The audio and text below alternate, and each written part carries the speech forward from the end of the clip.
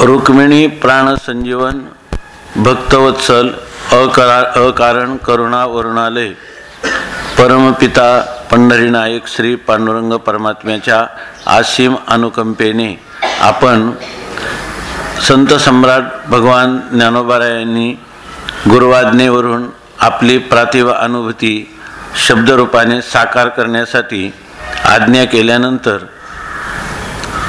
भगवान संत सम्राट माऊली आपले असणारी अतींद्रिय अनुभूती अविनाशी स्वरूप अमृत स्वरूप असणारी अनुभूती शब्दाच्या द्वारा साकार करताना जे काही शब्दप्रयोग केले त्या शब्दप्रयोगाचा वेध घेत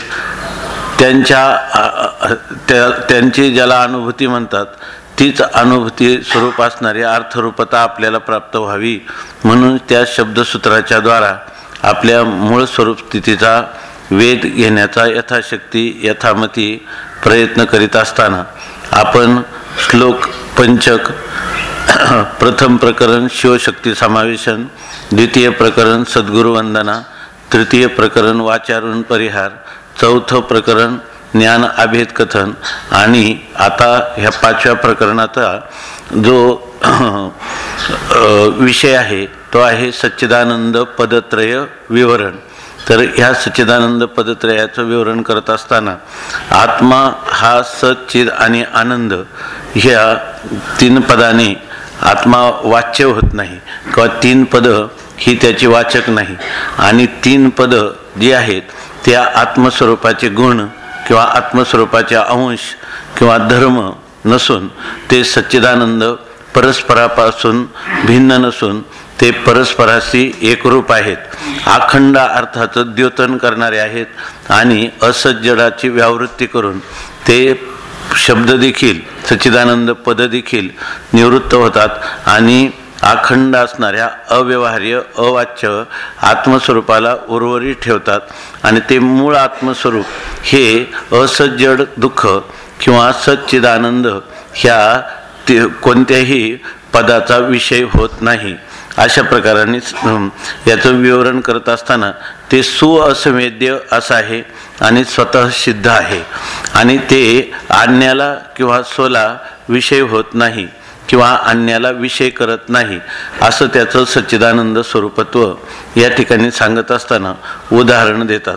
आत्तापर्यंत आपण 44 ओव्यांचं चिंतन केलं, आता 45 क्रमांकाची ओवी पाचव्या प्रकरणातली चालू आहे। दिसाची या दुपारी चांदू जैसा अंबरी ते असणे चांदाची वरी जाणावे की। हे जे अखंड आत्मस्वरूप आहे त्या आत्मस्वरूपाचा परिचय करून देण्यासाठी माऊली या दृष्टांताची योजना करतात आणि तो दृष्टांत असा देतात की दिसाची या दुपारी म्हणजे दुपारचा दिवसाचा दुसरा प्रहर आहे म्हणजे ठीक 12 वाजता।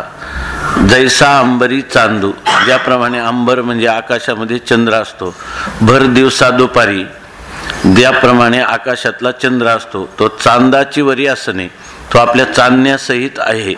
तर त्याला जाणावे की त्याला कोणी जाणावं, तर त्या चंद्रानेच त्या चंद्राला चांदण्यासहित जाणावं। काल आपण चिंतन केलं होतं, काही लोकांनी असा अर्थ दिला की दिसाची या दुपारी म्हणजे हा दिवस कोणता, तर अमावास्याचा दिवस की ज्या दिवशी आपल्याला चंद्रदर्शनच होत नाही। तर चंद्रदर्शन झालं नाही तर चंद्रासहित असणाऱ्या चांदणा अर्थातच आपल्याला त्याचं दर्शन होत नाही, परंतु त्यावेळेला चांदण्यासहित चंद्र नाही का, तो आहे, परंतु तो कोणालाही दृष्टीला विषय होत नसला तरी तो आहेच आहे आणि त्या चांदण्यासहित चंद्राला त्या चंद्राने जाणलं असं सांगतात। दिवसा दो टीका दिवसा दो प्रहरा आकाशा चंद्रमा खरा परी देखावा नेत्रद्वारा ऐसा नव्हे। दिवसा 2 प्रहरामध्ये आकाशामध्ये चंद्रमा आहे ही गोष्ट खरी जरी असली परंतु नेत्रद्वारा त्याला पाहिलं जावं अशी त्याची उपलब्धी आपल्याला होत नाही, नेत्राने तो काही दिसत नाही। ते चंद्राचे आस्तिक्यपण चंद्रचे असे जाण जरी न देखती नयन जनाचे तया। त्या चंद्राचं आस्तिक्य म्हणजे त्या भर दिवसा दुपारी चंद्र अस्तित्वात आहे की नाही हे अस्तित्व म्हणजे कोणी चंद्रचे असे जाणं, चंद्रच त्या ठिकाणी आहे, चंद्र त्या ठिकाणी निश्चित आहे, परंतु त्या जरी नयन जनाचे नयन तया न देखती, जरी लोकांच्या डोळ्याला तो चंद्र अमावास्याच्या दिवशी भर दुपारी दिसला नाही तरी तो चंद्राच्या ठिकाणी आहेच आहे. जरी लोकांच्या डोळ्याने त्या चंद्राला विषय केलं नाही तरी चंद्र नाही असं काही म्हणता येणार नाही. तेवी वस्तू वाचोनी काही आसन यावरी नाही, आता कोणा पडे ठाई आसने ते तिचे. हे दृष्टांत सांगितल्यानंतर तेवी त्याप्रमाणे जर ते म्हणतात वस्तू वाचून काही आसन यावरी नाही, वस्तू वाचून दुसरा कोणता पदार्थच नाही, म्हणजे केवळ वस्तूच वस्तू आहे, म्हणजे केवळ आपलं चैतन्य आहे. आणि आता कोणा पडे ठाई आसने ते तिचे, जर ती वस्तू आहे असं जर आपल्याला कळायचं असेल तर दुसरी वस्तू कोणती तरी त्याला पाहणारी, त्याचं प्रकाशन करणारी असली पाहिजे. पण केवळ प्रकाश स्वरूप निरपेक्ष व्यापक रूपाने केवळ रूपाने जर ती वस्तूच असेल तर ती वस्तू आहे हे तिथलं कोणाला ज्ञान होईल. कारण त्या वस्तूला जाणणारा तिथं जाणता जाणणे केवरे, त्या ठिकाणी जर दुसरा जाणणाराच नाही तर त्या ठिकाणी जाणण्याची क्रिया किंवा जाणण्याचं साधन त्या ठिकाणी जर दुसरं कोणतं नाही तर मग त्या वस्तूचं ज्ञान होईल कोणाला? कोणालाच होणार नाही. तर बरं कोणालाच होणार नाही म्हणून ती वस्तू नाही का? वस्तू आहे, परंतु त्या वस्तूला जाणणारा कोणी नाही. ज्ञातृ ज्ञानानंतरा भावात अज्ञेय, दुसरा ज्ञाता त्याच्या ठिकाणी आणि दुसरं ज्ञान नसल्यामुळं बरं ना, दुसऱ्या सोपाधिक असं जे ज्ञान आहे असं कोणतंही त्याला उपाधी किंवा विशेषणभूत असा दुसरा कोणताही पदार्थ तिथं नसल्यामुळं त्याला ज्ञानाचं विषयत्व येत नसलं तरी ते नाही असं नाही. आणि का ते कोणा पडे ठाई ते तिचे असणे, त्या ठिकाणी वेगळा असा पदार्थ आहे. सदैव सौम्य इदम अग्रासित, हे पाहायला दुसरं कोणी आहे का? तर दुसरं कोणीही तिथं पाहायला नाही. तरी सुख मात्र जे आहे ते तव नाही नव्हे, न घेताची सोय असे जे पै. तेव्हा जे सुख मात्र आहे केवळ सुखरूप तिथं जे राहिलं तर ते केवळ सुख मात्र आहे. म्हणजे त्या ठिकाणी दुःखाच्या सापेक्ष सुख किंवा अचिताच्या सापेक्ष चित किंवा असतच्या सापेक्ष सत असं ते सुख नाही. ते सुख जे आहे ते सुख मात्र आहे, चिन्ह मात्र आहे आणि सन्मात्र आहे. आणि सन्मात्र चिन्हमात्र ही तिन्ही एकरूप आहेत असं. आणि द्वैताचा त्रैकालिक अत्यंत भाव त्या स्वरूपामध्ये आहे. तर अशी स्थिती असताना ते तर नाही नव्हे, ते तर नाही असं तर काय म्हणता येत नाही. न घेताची सोय असे जे पै. न घेताची सोय म्हणजे कोणीही त्याला न घेता म्हणजे त्याला ग्रहण न करता, म्हणजे कोणालाही विषय न होता देखील त्याची सोय असे पै. त्याचं स्वरूप जे आहे ते स्वरूपाने ते आहेच आहे. स्वप्रकाशे प्रकाशमान तेथे अनुद्योती लकवन, विषय विषयी विहीन स्वतःची जे असे ते स्वयंप्रकाश आहे. आणि ते स्वतःच प्रकाशमान असल्यामुळं त्याला अन्याच्या प्रकाशनाची आवश्यकता नाही. म्हणजे त्या ठिकाणी वृत्तीव्याप्ती किंवा फलव्याप्ती ह्या दोन्हींचाही संभव नाही असं ते स्वयंप्रकाश आहे. त्यामुळं जर त्याचा प्रकाश दिव्याला जर दिव्याने दुसऱ्या दिव्याची गरज लागली प्रकाशन करता तर त्या दिव्याचं दिवे पण काय राहिलं असं पाठीमागं सांगितलं. त्याचप्रमाणे इथं अनुद्योतीला कोण त्याचं द्योतन किंवा त्याचं स्वयंप्रकाश पदार्थाचं प्रकाशन कोण करील? स्वयंप्रकाश त्यालाच म्हणतात की अन्याचं प्रकाशन करतो आणि आपल्या प्रकाशनासाठी कोणाचीही अपेक्षा करीत नाही, त्यालाच स्वयंप्रकाश म्हणतात. मग ह्या स्वयंप्रकाश पदार्थाचा जर दुसऱ्या पदार्थांचा त्याच्या अतिरिक्त पदार्थच जर अभावरूप असेल तर त्याचं प्रकाशन कोण बरं करील? अर्थात कोणीही करणं शक्य नाही. ते पुन्हा ते सांगतात विषय विषयी विहीन स्वतःचे जे असते ते स्वतः कसं आहे त्याच्या ठिकाणी ते कधी विषय भावालाही प्राप्त होत नाही आणि विषयी भावालाही प्राप्त होत नाही. ते कोणाचा विषय होत नाही म्हणजे कोणाच्या द्वारा प्रकाशन केलं जात नाही, आणि कोणाचा विषयी होत नाही, आपलं कोणाचा विषय होत नाही म्हणजे कोणी त्याचं प्रकाशन करत नाही, आणि कोणाचा विषयी होत नाही म्हणजे तोही कोणाचं प्रकाशन करत नाही आणि त्याचं कोणी प्रकाशन करत नाही. असा तो विषय विषयी भाव विवर्जित असल्यामुळं त्याचं कोण बरं प्रकाशन करेल? ते स्वतः सिद्ध आहे आणि स्वयंप्रकाश आहे. ते कैसे असे ते मागू ते सांगू तसे, अनुभवाचे नि पैसे जाणून घ्यावे. आता ते कैसे असे, ते आहे तरी कसं, ते मागू ते सांगू, ते नंतर आम्ही आता सांगणार आहेत. त्याचं स्वरूप आहे कसं हे जर तुम्हाला समजून घ्यायचं असेल, ते कोणाला विषय करीत नाही आणि ते कोणाचा विषय होत नाही असं असणारं म्हणजे आश्रय आणि विषय विवर्जित असणारं जे स्वरूप आहे, विषय विषयी भावाने विवर्जित जे स्वरूप स्वतःसिद्ध स्वयंप्रकाश आहे, ते कसं आहे ते आम्ही नंतर तुम्हाला आता पुढं सांगणार आहोत. आणि ते अनुभवाचे नि पैसे जाणून घ्यावे. तर तुम्ही त्या ठिकाणी ज्याला अनुभव्य आणि अनुभव आणि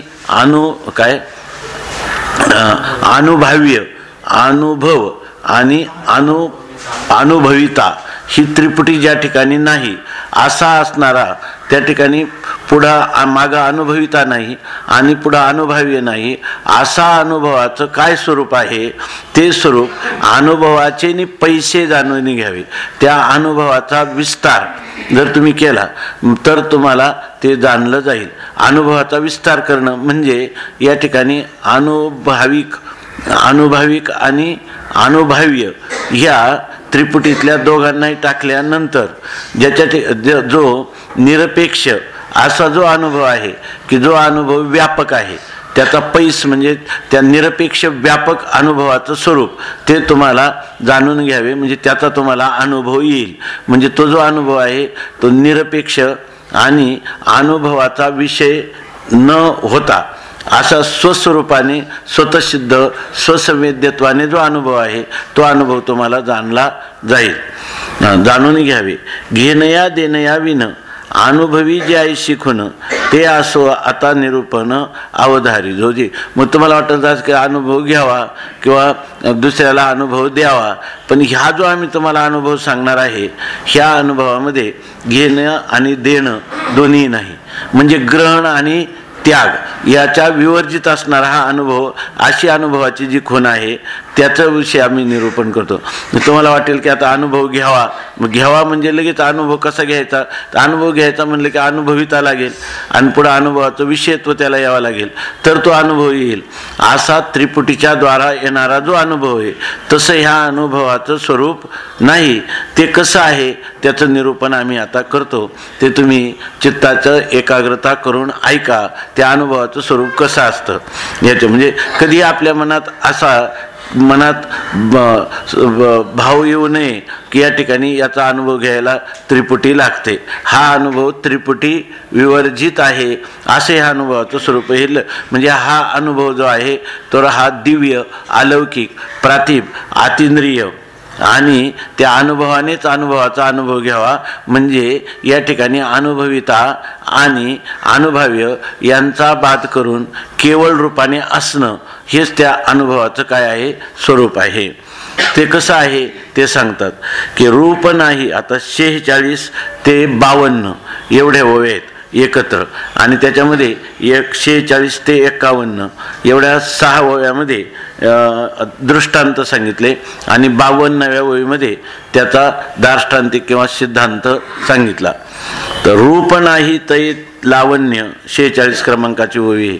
रूप नाही तै लावण्य, अंग नुठी तै तारुण्य, क्रिया न फुटे तै पुण्य, कैसे असे जै मनाचा अंकुर नोपजे, तेथिलेनी मकर ध्वजे, तोचे हन माझे तरीच घडे, का वाद्यविशेषाची सृष्टी, जै जन्मनेघे दृष्टी, तै नादू ऐशी गोष्टी, नादाची जोगी, नाना काष्ठांचे या विटाळा, ओसरलिया ही अनळा, लागणे केवळा अंगाशीची, दर्पणाचे नियमे, विनची मुखप्रेमे, आणि ती तेची वर्मे, वर्मती येणे, न पेरिता पीक जोडे, ते मुडाचे आहे रोकडे, ऐशिया सोयी उघडे बोलणे हे, एवं विशेष सामान्य दोहो नातळे चैतन्य, ते भोगीजे अनन्य तेणेशी सदा.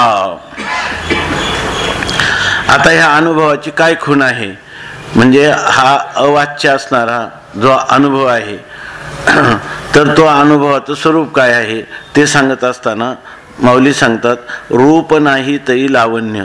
ज्या वेळेला तुमच्या रूप अजून उत्पन्न झालेलं नाही तर त्यावेळेला जे लावण्य, त्याच्या ठिकाणी असणारं जे सौंदर्य आहे तर ते लावण्य अंगनुठी ते लावण्य किंवा अंगनुठी तरी तारुण्य, किंवा ज्या वेळेला अंगावर खुणा कोणत्याच तारुण्याच्या प्रकट झाल्या नाही, म्हणजे तारुण्य अजून प्राप्त झालं नाही, शरीरावर तारुण्याच्या खुणा प्रकट झाल्या नाहीत, त्यावेळेला ते तारुण्य, त्यावेळेचं तारुण्य म्हणजे तारुण्य म्हणजे शरीरामध्ये तरुणपणात होणारी जी लक्षणं, ती कोणतीच तारुण्याची लक्षणं पूर्ण होण्यापूर्वी ते तारुण्य.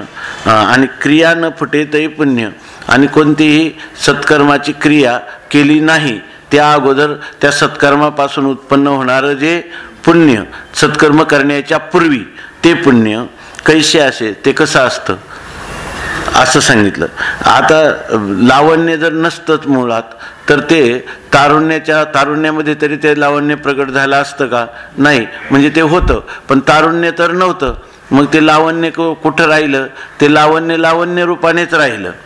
ते तारुण्य उत्पन्न होण्यापूर्वी म्हणजे शरीरातलं तारुण्य दिसण्यापूर्वी, तारुण्याच्या खुणा किंवा चिन्ह दिसण्यापूर्वी ते तारुण्य होतंच, पण ते तारुण्य कसं असेल सांगता येत नाही. ते तारुण्य होतं एवढंच म्हणता येईल, परंतु जर तुमच्या ठिकाणी शरीरातल्या ज्या खुणा आहेत त्या तर नाहीत तारुण्याच्या, आणि ते तारुण्य त्यावेळेला कुठं कोणाच्या आश्रयाने राहिलं, ते तारुण्य रूपानेच राहिलं, किंवा ते लावण्य आपल्या स्वस्वरूप महिमेमध्ये लावण्य रूपानेच राहिलं. क्रिया न फुटे तै पुण्य, आणि ज्यावेळेला कोणती क्रिया कार्य म्हणजे सत्कर्म ज्यावेळेला न फुटे उत्पन्न झालं नव्हतं त्यावेळेला ते पुण्य ते कैचे असेल, ते कुठं असेल असा आपल्याला प्रश्न विचारतात. कुठं असेल, मग ते आपल्या स्वरूपातच असेल, अस्थि रूपाने आपल्याला त्याचं उत्तर आपल्याकडून अपेक्षित आहे. हे सगळं आक्षेपार्थाने विचारतात. कैचे असे, जसं असेल तसंच असे. त्यांनी कोणाला विषय केलेलं नसणार आणि त्याला कोणी विषय केलेलं नसणार, परंतु ते तारुण्य आपल्या स्वमहिमेमध्ये त्या ठिकाणी होतच होतं, आहेच आहे असंच आपल्याला म्हणणं भाग आहे. आस्ती रूपाने ह्या प्रत्येक प्रश्नाचं उत्तर आपल्याला अपेक्षित आहे किंवा देतो. जही मनाचा अंकुर नोपजे, मनाचा अंकुर उत्पन्न झाला नाही. मन काय तर संकल्प विकल्पात्मक मन. हा ते मन कसं आहे, संकल्प विकल्प करणं हाच मनाचा काय आहे, अंकुर आहे. किंवा संकल्प विकल्पावरून आपण मन आहे असं अनुमान करतो, पण संकल्प विकल्प होण्यापूर्वी मनाचं स्वरूप आहेच की नाही, संकल्प विकल्प विवर्जित असं मन होतच की नाही. मग मनाचा अंकुर नोपजे आणि तेथील मकर ध्वजे. ज्यावेळेला मन संकल्प विकल्प रूपाने उत्पन्न झालं नाही त्यावेळेला त्या मनामध्ये मकर ध्वज म्हणजे काम नावाचा विकार होता की नाही.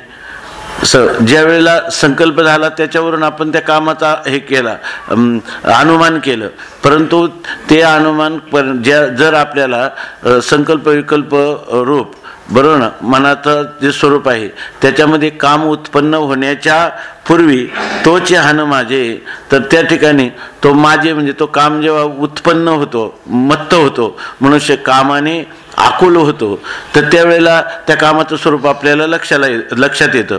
परंतु त्या ठिकाणी तो काम उत्पन्न होण्यापूर्वी काम होता की नाही, मकरध्वज म्हणजे काम, तो मदन तो त्या ठिकाणी होता की नाही, परंतु कुठं होता तो मदनाच्याच ठिकाणी, कामाच्याच ठिकाणी होता.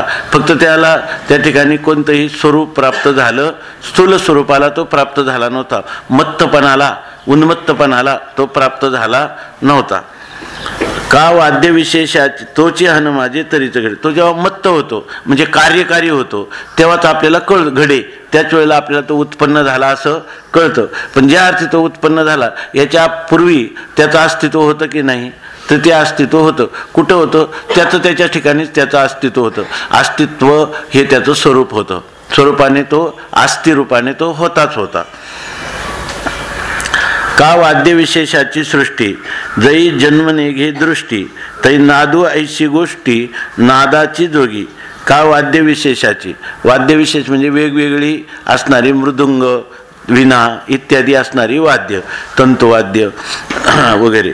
तर ही जी वाद्य आहेत तर त्याच्या ठिकाणी वाद्यविशेषाची सृष्टी, वाद्यविशेषाचं सृष्टी म्हणजे विश्व जई जन्मनेघे, जोपर्यंत उत्पन्न झालं नव्हतं, म्हणजे पखवाज किंवा टाळ किंवा विना इत्यादी वाद्याचं वेगवेगळी वाद्ये जोपर्यंत उत्पन्न झाली नव्हती त्यावेळेला जन्मनेघे दृष्टी, सृष्टीमध्ये एकही वाद्याचा जन्म झाला नव्हता त्यावेळेला तरी नादू आईशी गोठी नादाची जोगी. त्यावेळेला नाद होता की नाही, पण हे नाद होता, तो नाद होता ह्या नादाला कोणी जाणलं किंवा त्या नादाला कोणी ऐकलं असं म्हणलं तर नादाची जोगी. त्या नादाची गोष्ट त्या नादानेच तो नाद ऐकला असं आपल्याला म्हणावं लागतं. त्यावेळेला त्या नादाने म्हणजे केवळ नादरूपाने तो नाद होता, तो तिथं ऐकण्याचा व्यवहार नव्हता, परंतु नाद नव्हता असं मात्र म्हणता येत नाही. यालाच म्हणायचं की त्यावेळेला तो नादाला कोण जाणलं तर त्या नादानेच नादाला जाणलं. नाना काष्ठांची या विटाळा ओसरली आहे अनळा लागणे केवळा अंगाशीची. याचे दोन प्रकाराने अर्थ दिले. काही लोकांनी एक दोन अमृतानुभव की त्यांचं म्हणणं आहे की हे जे आपल्याला काही शब्द जुने मराठी वाटतात आणि त्याचा अर्थ कुठंच लागत नाही, तर त्यावेळेला हे सगळे शब्द मूळच्या संस्कृत माऊलीने जे संस्कृत मंगलाचरण लिहिलं त्याच्यावरून बऱ्याच पदांचं माऊलीने स्वतः या ठिकाणी अपभ्रष्ट रूप योजलेले, संस्कृतचे अपभ्रष्ट रूप योजले आणि असं म्हटलं तर अर्थ लागतो असं काही विद्वानांचं मत आहे. गोखले आणि ते अग्रवाल म्हणून आणि आणखीन काय अमृतानुभवामध्ये आपल्याला काय कुठं कुठं लागतात. पण तर आता इथं असं लिहिलंय, नाना काष्ठाची या विटाळा ओसरली आहे अनळा लागणे केवळा अंगाशीची. तर काष्टांचा विटाळ आहे कोणाला, अग्नीला, म्हणजे वावड आहे, म्हणजे काष्टाला अग्नी आणि काष्ट यांचं वैर आहे. चांगलं बघा, तर त्या ठिकाणी वैर आहे म्हणजे कारण का अग्नी काष्टाला जाळतो म्हणून काष्टाची या विटाळा ओसरली आहे. आणि तो ओसरला, विटाळ का ओसरला तर त्या अग्नीचा आणि काष्टाचा संबंध झाल्यावर अग्नीनं काष्टाला जाळून टाकलं आणि काष्ट नाहीसे केले. तर मग ओसरले आहे अनळा अंगाशीची केवळा अंगाशीची लागणे. तो अनळ म्हणजे तो अग्नी जो आहे तो केवळ आपल्या अंगालाच लागतो, म्हणजे तो केवळ आपल्या अग्निरूपाने म्हणजे सामान्य रूपाने तो त्या ठिकाणी उरतोच किंवा अवशिष्ट राहतोच असा अर्थ केलाय. आणि विटाळा शब्दाचा दुसरा अर्थ केला विटाला.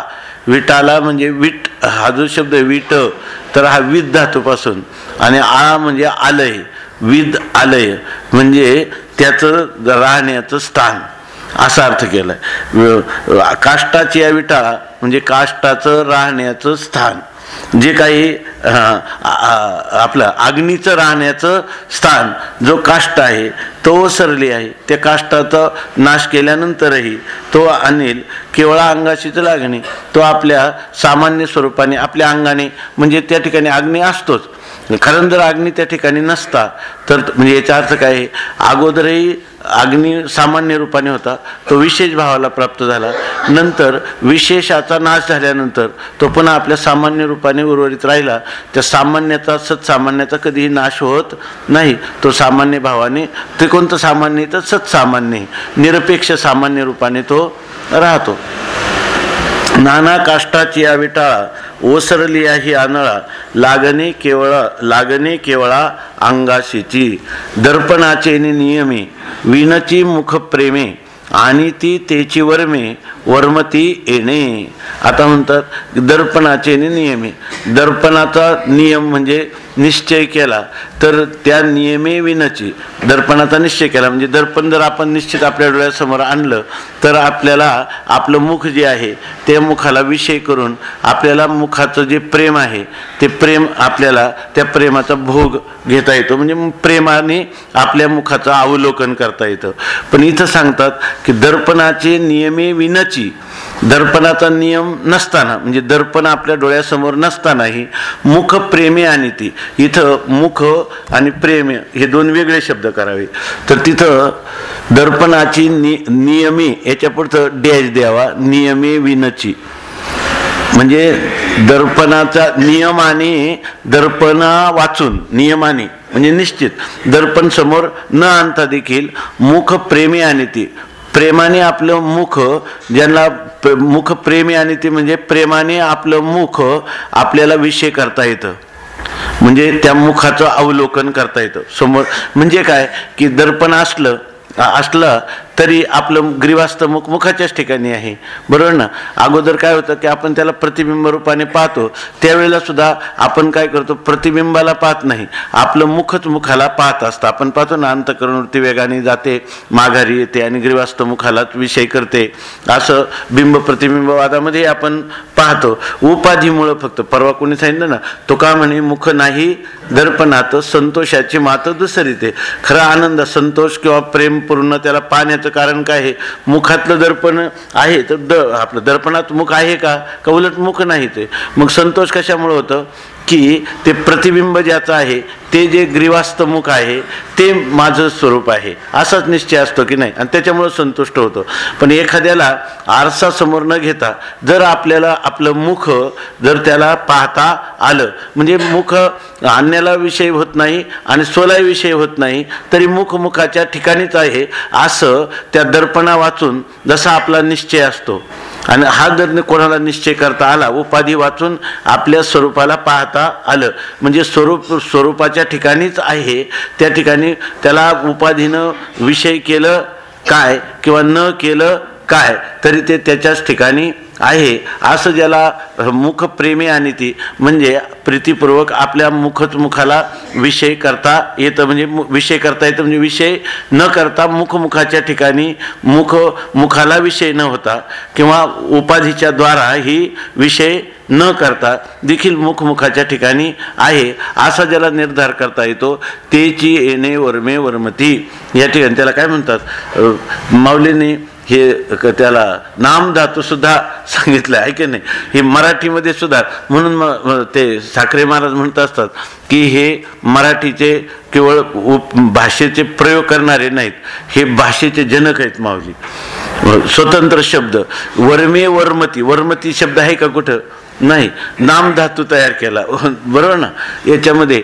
तर असं लोक ज्यांना आरशा वाचून आपलं मुख पाहता येईल त्यांना माझ्या म्हणण्याचं वर्म कळेल. वर्मे वर्मती येणे, त्यांना हे वर्माचं वर्मती म्हणजे त्या वर्माचं यथार्थ ज्ञान त्यांना होऊ शकेल असं सांगतात. हा, दर्पणाच्या आधी शेकी मुख असतची असे मुखी, दर्पणाच्या शेकी, दर्पण जरी नसला तरी मुखाच्या ठिकाणी आहेतच. आणि ज्यावेळेला आपण दर्पण पाहतो त्यावेळेला अन्यथा काय होतं का मुखाच्याच ठिकाणी असतं, त्यावेळेलाही मुखाच्याच ठिकाणी असतं, म्हणजे मुखाचं जे स्वरूप आहे त्या उपाधी आरसा असली काय आणि नसली काय तरी मुखाच्या ठिकाणी जसंच्या तसंच आहे. दर्प, हा माऊलींनी हे केलेलं त्या आपण याच्यामध्ये चांगदेवपास याच्यात आमचं, दर्पणे विन डोळा पाहू सुखाचा आपुले बेटीचा सोहळा, भोगिता तरी लीळा सांगतो हे असं सांगितलंय. जर कोणाला आपला डोळा दर्पणा वाचून जर त्या डोळ्याला, बरोबर ना, आपल्या डोळ्याला जर त्या डोळ्यांनी पाहता आलं तरी आम्ही जे सांगतो हे त्याला सहज कळून येईल, किंवा आम्ही सांगतो ही लीळा म्हणजे परमात्म्याचं स्वस्वरूपाने असणं हे त्याच्या लक्षात येईल. जर त्याला आरशा वाचून डोळ्याला डोळा पाहता आला तर, म्हणजे आरशा वाचून डोळ्याला डोळा पाहता येणं म्हणजे आरशामध्ये डोळा पाहिला किंवा न पाहिला तरी डोळा डोळ्याच्या ठिकाणी आहे ते. कारण मग तो स्वतःला विषय होत नाही तरी कसं काय पाहतो, अहो जे ज्याचं स्वरूप असतं ते त्याला विषय होत नाही. पाहणं हे डोळ्याचं स्वरूप असल्यामुळं, पाहणं हेच डोळ्याचं स्वरूप असल्यामुळं तो पाहण्याचा विषय होत नाही, हे झोपलेल्या माणसाला कळणार नाही. हा, दर्पणाची नियमे विनची मुख प्रेमी आणि ती तेची वर्मे वर्म, त्याच्यात कोणी झोपलं नाही, मी आपला म्हणतो कशासाठी सावध राहावं म्हणून. न पेरिता पीक जोडे ते मुडाचे आहे रोकडे, ते भोगी चाईश्या सोयी उघडे बोलणे हे. ज्या माणसाला झोप येते तो इथे येणारच नाही, आहे की नाही. त्याला इथे कोणाला झोप येते असं नाही, पण थोडाफार आळस राहू नये कारण म्हणून. न पेरिता पीक जोडे, न पेरिता जर आपण पेरलंच नाही तरी सुद्धा न पेरता देखील पीक आहे, पीक प्राप्त झालं, हे मुडाचे आहे रोकडे. न पेरता पीक आहे हे कुठे, तर मुडाची रोकडे मुडाचे आहे. न पेरता रोकडं पीक कुठे, न पेरलं तर नाही पण ते रोकडं पीक त्या कुठे आहे, त्या मुडात, म्हणजे त्या मुड्यामध्ये, म्हणजे जिथं ते बीज साठवून ठेवतात त्या कणगीमध्ये, त्या किंवा त्याला मुडा पण म्हटलेले, तर त्या मुड्यामध्ये ते पीक रोकडं आहे. असं कोणाला कळतं, जो शेतकरी आहे त्याला माहिती आहे की ह्या मुड्यामध्ये जर आपल्या एक शेरभर असेल तर बीज पेरी शेती आणि मग गाडीवरी वाहती, किंवा मग भोगिले कनिस, एका बीजा केला नाश आणि मग भोगिले कनिस. तसं तो म्हणतो आता काळजी नाही, आपल्याजवळ काय ते नुसते त्या कणगीमध्ये असणाऱ्या बीजावरून तो सांगतो की आपल्याला 4 खंड्या धान्य होणार आहे. 4 खंड्या धान्याचं सगळं रोकडं पीक आपल्या जवळ आहे आता, असं त्याला कळतं. पण कोणाला जो खरा शेतकरी असेल त्याला, आहे की नाही, जो नादाचा जाणकार असेल त्याला तो नाद अगोदरच कसा आहे, वाद्याच्या अगोदरच तो नाद कसा आहे हे त्याला कळेल, आहे की नाही. ज्याला शरीराचं लावण्य सौंदर्य शास्त्राचं ज्ञान आहे त्याला हे माहीत आहे की हे जे तारुण्य आहे या ठिकाणी अनुभूत स्वरूपात असलं तरी पण ते आहे, कारण ते योग्य वेळेला कार्यकारी होईल हे त्याला सगळं माहीत आहे. तसं या ठिकाणी न पेरिता पीक जोडे, ते मुडाचे आहे रोकडे, तर आयशिया सोयी उघडे बोलणे हे. आयशिया सोयी म्हणजे अशा मार्गाने आमचं हे बोलणं आहे, किंवा अशा रीतीनं आमचं हे बोलणं आहे की या ठिकाणी हा आत्मा जरी कोणाला विषय झाला नाही किंवा कोणी त्याला विषय केलं नाही किंवा सोला विषय झाला नाही तरी अनावृत्त आत्मा आहेच आहे, अशा उघड सोयीनं आम्ही हे बोलत आहोत असं सांगतात. आता एवढे दृष्टांत सांगितल्यानंतर 52व्या ओळीमध्ये सांगतात, एवं विशेष सामान्य दोहो नातळे चैतन्य, ते भोगीजे अनन्य तेनेशी सदा.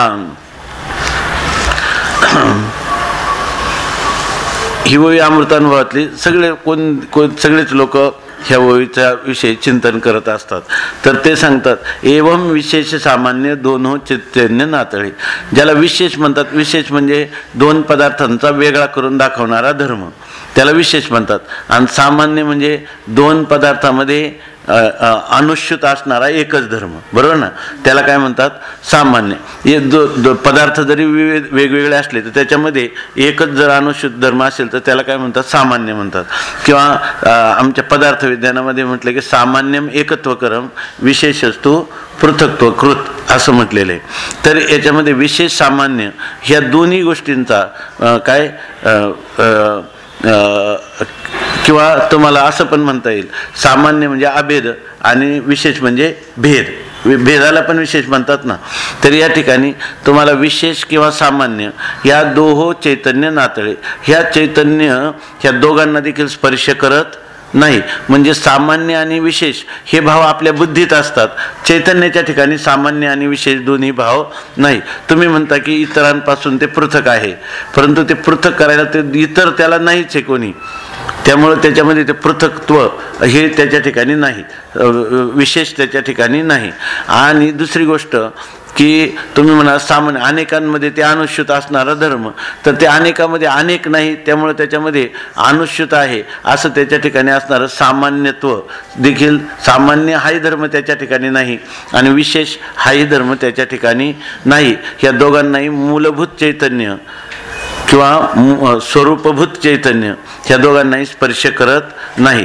मग आता त्या चैतन्याचा अनुभव जर सामान्य विशेष भावाने जर त्याचं आकलन होत नसेल तर त्याचं खरं आकलन करायचं कशाने, तर जो तेनेशी सदा अनन्य ते भोगीजे, तर ते म्हणतात जो त्याच्याशी अनन्य होईल, म्हणजे सामान्य विशेष भाव विवर्जित जे चैतन्य आहे तेच माझं स्वरूप आहे आणि तद्रूपतेला ते माझ्याहून भिन्न नसून तेच मी आहे आणि मीच ते आहे असं सबराभरीत ओतप्रोत अखंड अर्थाला जो आलिंगन देईन अभेदाने, बरोबर, तोच पुरुष त्यालाच याचा भोग होतो, त्यालाच हे खरं सामान्य विशेष भाव विवर्जित, बरोबर ना, असं निर्विशेष सामान्य जे सत्सामान्य किंवा मग ते सुद्धा चुकीचा शब्द प्रयोग आहे. स्वामी महाराज म्हणायचे सामान्य सत्सामान्य म्हटलं की बरं वाटतं. सत्सामान्य नाही आणि विशेषही नाही आणि सामान्य नाही, असं जे असणारं सामान्य विशेष भाव विवर्जित त्यालाच ह्या चैतन्याचा भोग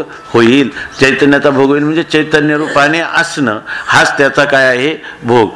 थोडक्यात काय, बुद्धी जर विचार करीत गेली कितीही तरी सुद्धा त्या चैतन्याचं तुम्हाला भोग कधीही होणार नाही. ज्या वेळेला तुम्हाला सामान्य विशेष भाव दोन्ही भाव आत्मस्वरूपाच्या ठिकाणी नाही असा तुमचा बुद्धीचा विचार कुंठित होईल, त्याच वेळेला मी जे आहे ते फक्त सामान्य किंवा विशेष भाव विवर्जित असणारं अवाच्य असं जे तत्व आहे ते उर्वरित राहिलं, त्या रूपाने तुम्ही राहिले तरच खरं तुम्हाला त्या चैतन्याचा भोग झाला. जोपर्यंत बुद्धी विचारात आहे तोपर्यंत ते प्राप्त झालं असं म्हणता येत नाही. ते सामान्य कसं आहे, विशेष कसं नाही, किंवा विशेष आणि सामान्य त्या दोन्हींनी ते विवर्जित कसं आहे असाही जरी तुमचा विचार चालत आला तरी सुद्धा तुम्हाला त्या चैतन्याचा भोग झाला नाही. विचार मागुता पावली रिगे, जाणीव जेथ न काय, जाणीव जेथ न रिगे आणि विचार मागुता पावली निघे, तर्कुही आईनी नेघे अंगी जयाच्या पार्थात नाव अर्जुना तया नाव, अर्जुना तया नाव ज्ञान आणि येर प्रपंच हे विज्ञान तेथ सत्यत्व बुद्धी अज्ञान हेही जाण. जर बाकीचं चालत असेल तर ते अज्ञान आहे, ते ज्ञान स्वरूपभूत ज्ञान ते नाही. स्वरूपभूत ज्ञान होणं, जाणणं म्हणजे काय, स्वरूपभूत ज्ञानाशी ऐक्यभावाला प्राप्त होणं हा त्याचा भोग आहे. त्याच्याहून वेगळं न राहणं हाच त्याचा काय आहे भोग आहे, स्वरूपभूत त्या ज्ञानाचा. पैसूर्य बिंबाशी पोटपाठी पाहता नासेला आपुली दिठी टीव्ही माझ्या स्वरूपी गोठी सामान्य विशेषांची नाही. सांगा ना. सूर्यबिंबाला पोट आणि पाठ कशी आहे हे जर आपण पाहण्याचा विचार केला तर पाहत असताना आपली दृष्टी नष्ट होईल. तसं माझ्या स्वरूपाच्या ठिकाणी सामान्य आणि विशेष पाहण्याचा विचार केला तर दोन्ही भाव हे सापेक्ष आहे. निरपेक्ष स्वरूपाच्या ठिकाणी सामान्य आणि विशेष काहीच नाही.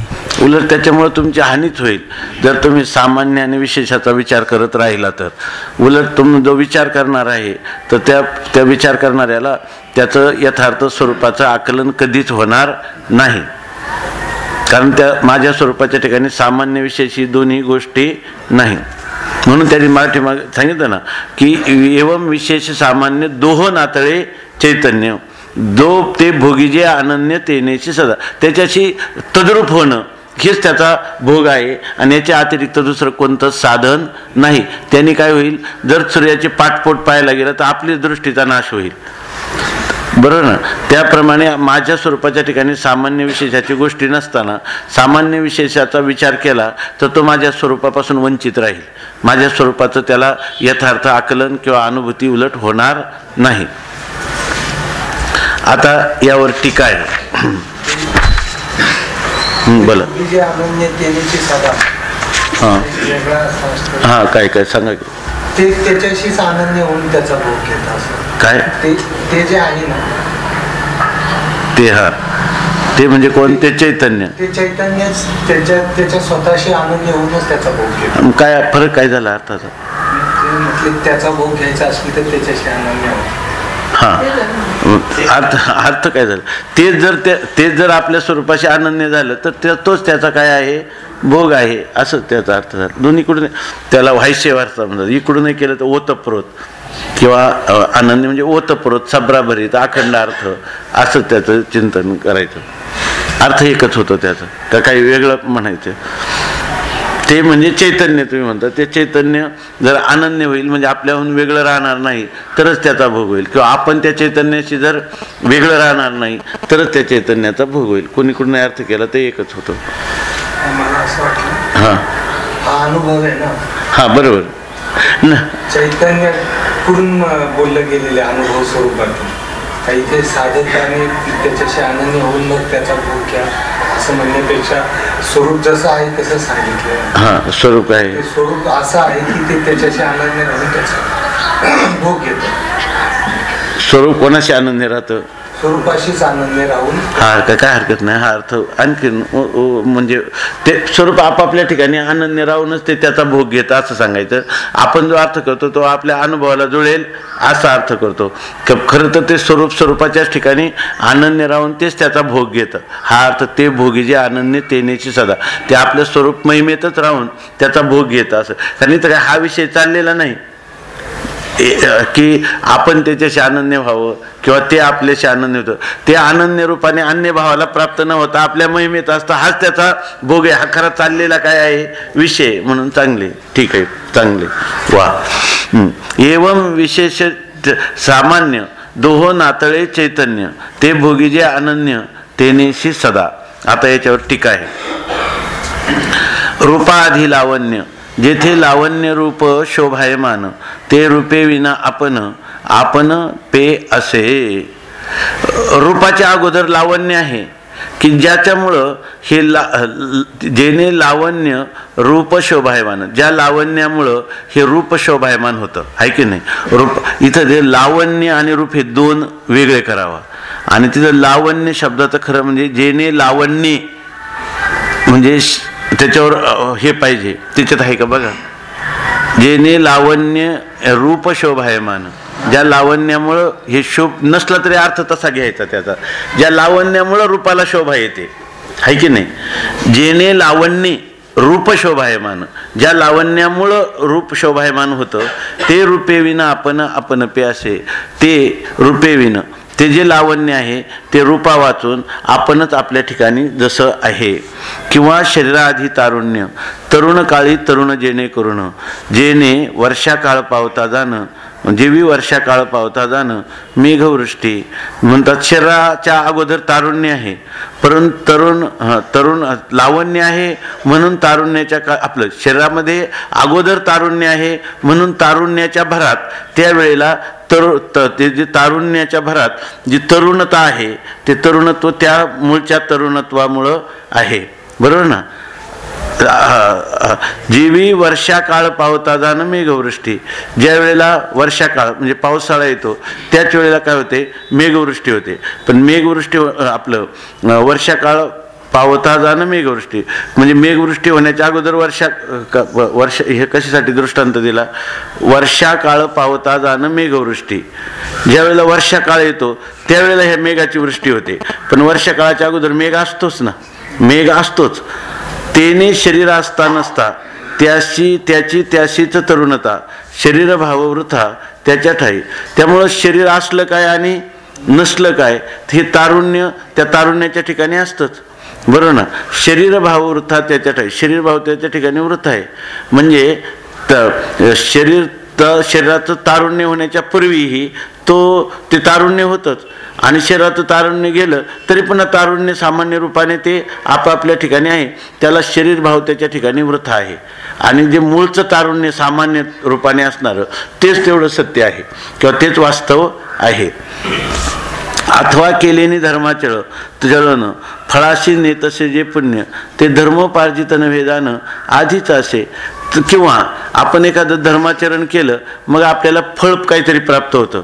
म्हणजे पुण्याचरण केल्यानंतर आपण ते पुण्याचं जेव्हा आचरण करतो अनुष्ठानात आणतो क्रियेच्या द्वारा त्यावेळेला ते काहीतरी फळाला नेतं. परंतु ते जे आहे ते पुण्य जे आहे ते धर्मोपार्जित नव्हे जाणं. ते काही धर्माने उपार्जित केलं क्रियेपासून उत्पन्न झाले असं नाही, ते अगोदर पण होतं. आणि ती क्रिया करून संपली तरी सुद्धा ते पुण्य आहेच आहे. ते काही धर्माशी जसं तारुण्य हे शरीराशी काही शरीराच्या तारुण्याचं येणं आणि जाणं ह्या शरीराशी संबंधित नाही. तसं जे पुण्य आहे ते धर्म किंवा अधर्म आपलं धर्माचं अनुष्ठान किंवा अननुष्ठान म्हणजे सत्क्रिया करणं किंवा न करणं याच्याशी त्या मूलभूत असणाऱ्या पुण्याचा संबंध नाही. आपे आप पुण्यवंत या अर्थाशी जे न ढळत क्रिया करणे तेथ आगमा पायी. आपे आप पुण्यवंत, आपणच आपल्या ठिकाणी पुण्यवान आहोत या अर्थाची जे न ढळत, ते हे ज्यांना कळत या अर्थाची जे न ढळत, या अर्थापासून जे च्युत होत नाहीत. आपण आपल्याच ठिकाणी पुण्यवंत आहोत म्हणजे पुण्याच्याच ठिकाणी आहेत, आपण आपल्याच ठिकाणी पुण्यवान आहोत या अर्थाला ह्या विषयांपासून जे न ढळत च्युत होत नाही. क्रिया करणे तेथे आगमापायी, त्या ज्या क्रियेमुळं आपण पुण्यवान नित्यच आहोत, फक्त या ठिकाणी क्रिया करणे तेथे आगमापायी, ही जी क्रिया आहेत जिच्यापासून पुण्य उत्पन्न होतं, बरोबर ना, आपल्याला प्रत्ययाला येतं सत्कर्माच्या द्वारा, ती क्रिया कशी आहे? आगमापाय आहे. क्रिया आगमापाय आहे, पण आपलं पुण्य जे आहे ते पुण्य मात्र नित्य, आपलं स्वरूप भूतपुण्य, त्या पुण्याने पुण्यवान आपण नित्यच आहोत. क्रिया केली किंवा ना केली तरी त्या क्रियेचा संबंध त्याच्याशी नाही. क्रियेच्या आधी पुण्य आहे आणि क्रियेच्या नंतरही पुण्य आहे. क्रिया मात्र आगमापायी उत्पन्न होणारी आणि जाणारी अशा स्वरूपाची आहे. किंवा मदनु जो जाण जेने मध्ये उन्मत्तपण, आता मन कैचे विकारहीन तही असे जो, किंवा मदनु जो जाण, किंवा जो मदन आहे, काम आहे की जेने मध्ये उन्मत्तपण, की ज्या मदनामुळं मनुष्याच्या ठिकाणी उन्मत्तपण प्राप्त होतं तो मदन आहे. पण आता मन जरी विकारहीन, पण मन जेव्हा विकारहीन आहे तरीही असे जो, तर त्यावेळेला तो काम आहेच की नाही, कारण जर त्या विकारहीनाच्या वेळेला काम नसता तर तो उत्पन्न पण झाला नसता, म्हणजे तो नित्य आहे. आणि या ठिकाणी त्या मदाने येणारं जे उन्मत्तपण आहे ते कसं आहे? आगमापायी आहे, बरोबर की नाही, ते आगमापायी आहे. तो आपलेने अंग बळे मनमत हे तव न टळे, किजेल काय मन मेळे उन्मत्त त्याशी. आता ते म्हणतात तो आपलेने अंग बळे, तो आपल्या अंगच्याच बळाने मनमत म्हणजे तो कामरूप आहे किंवा तो मदन आहे, आपल्या अंगच्या बळाने त्याचं मदनत्व नित्य त्याच्या समवेतच आहे की नाही, कारण ते त्याचं स्वरूपच आहे. असं असल्यामुळं हे तर न टळे, आपल्या अंगाच्या बळाने तो मनमत आहे स्वतःच्या ठिकाणी, हे तर काय टाळता येत नाही. की जेल काय मन मेळे उन्मत्तयाशी, तर त्या स्वरूपात त्याला मनाचा जेव्हा संबंध येतो त्या मन संबंधाने त्याला काय उन्मत्त करणार, कारण तो मूळचाच काय आहे? मदनच, हे त्याचं काय आहे? स्वरूपच आहे. त्याला मनाचा संबंध झाला म्हणून नंतर तो उन्मत्त झाला, हे काही त्याच्या ठिकाणी नाही. तो अंगचाच काय आहे? मदन रूप किंवा मदस्वरूपच आहे. त्याला या ठिकाणी मनाचा संबंध झाल्यावर त्याला मोठं उन्मत्तता प्राप्त झाली, हे म्हणणं काय? उन्मत्तता प्राप्त होण्याच्या आधीही तो मदन रूपाने आहे, आणि उन्मत्ता जाऊन मन विकारहीन झालं तरी त्याचं सामर्थ्य मदन रूपाने आहे ते आहेच. किंवा वाद्याचे ने अभावे पाहे नादाअंगी नादो आहे, वाद्याचे ने नव्हे वाजना जो, किंवा वाद्याच्या अभावामध्ये तो नाद आहे. तो नाद कुठं आहे? तो नादाच्याच ठिकाणी तो नाद आहे. तो वाद्यामुळंच तो वाजला असं काही म्हणता येत नाही, किंवा वाद्यामुळंच तो नाद उत्पन्न झाला असं म्हणता येत नाही, कारण तो अगोदरही आहे. आणि वाद्य जरी वाजून ओसरलं तरी तो नाद सामान्य रूपाने आहेच आहे. तरी वाद्याचे नि वाजना दिसे, परंतु वाद्यत्वाचे नि वाजत असे, आणि वाद्य नसता अभाव नसे नादपणाशी त्याचे. आता तो वाद्य जेव्हा वाजतात तेव्हा तो आपल्याला नाद जणू काय ऐकता येतो म्हणून नाद वाजला किंवा असं आपल्याला वाटतं, पण नाद झाला. पण कशामुळं? वाद्य जेव्हा उत्पन्न झाले, तंतुवाद्य, त्या तंतू छेडला म्हणजे ती विना छेडली किंवा तार छेडली म्हणजे ते उत्पन्न झालं असं आपल्याला वाटतं. पण वाद्यत्वाचे वाजत असे, त्याच्या ठिकाणी जे वाद्यत्व आलं त्यामुळे तो वाजतो किंवा नाद भावाला प्राप्त होताना दिसतो, प्रगट नाद आपल्याला ऐकायला येतो. आणि वाद्य नसता अभाव नसे नादपणाशी त्याचे. पण ज्यावेळेला वाद्य नाही त्यावेळेला सुद्धा त्याचा वाद्य नसता त्याच्या नादपणाचा कधीही अभाव होत नाही. त्याच्या ठिकाणी नाद जो आहे तो आपल्या स्वस्वरूपाच्या ठिकाणी स्वतःच्या ठिकाणी नाद आहेच आहे. त्या ठिकाणी वाद्य नसला तरी त्याचा अभाव नाही, आणि वाद्य असलं तरी तो मूळचा जो वाद आहे त्या वादपणाला मूळचा जो नाद आहे त्या नादपणाचं खंडन नाही किंवा त्याची उत्पत्ती आणि नाश नाही. मूळचा जो नाद आहे सामान्य रूपाने असणारा नाद तो जसाच्या तसाच आहे. किंवा काष्ठस्पर्श जरी नाही तरी अग्नीचे नसेल काही, तो आपल्या ठाई अग्नित्वेचे असे. किंवा ज्या वेळेला काष्ठाचा स्पर्शच झाला नाही त्यावेळेला अग्नी नाही काय, सामान्य रूपाने अग्नी आहेत आणि तो आपल्या ठाई अग्नित्वेच्या अग्नित्वाने तो अग्नी आपल्या ठिकाणी आहेच. परी आपुले उष्णत्वे करून संतप्त नव्हे तो जाण, हेची नाही वाचून जैसा तैसा. परंतु तो अग्नी जो आहे तो अग्नित्वाने आहे आपल्या ठिकाणी ज्यावेळेला काष्ठाचा स्पर्श झाला नाही त्यावेळेला. परंतु आपुले उष्णत्वे करून संतप्त नव्हे जाणं, तो अग्नी सगळ्यांना ताप देतो. पण जेव्हा तो आपल्या मूळच्या स्वस्वरूपात म्हणजे सामान्य स्वरूपात असतो तेव्हा त्या अग्नीच्या उष्णतेने अग्नी काही संतप्त होत नाही.